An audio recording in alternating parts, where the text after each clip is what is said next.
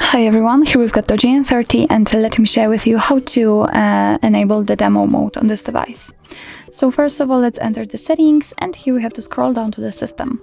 Now let's tap on advanced and enter developer options. If you cannot find them, no worries, we've got the video about how to enable them, and let's watch it, let's find it, and then let's go back to this video. So let's enter the developer options, and here we have to scroll down in order to find system UI demo mode. Let's tap on it.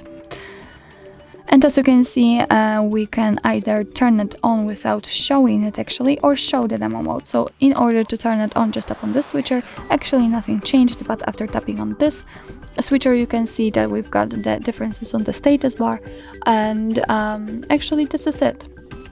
So this is how to show the demo mode. You can turn it off just by tapping on this switcher here. So actually this is it. This is how to enable the demo mode in your DOOGEE N30. Thank you so much for watching. I hope that this video was helpful, and if it was, please hit the subscribe button and leave the thumbs up.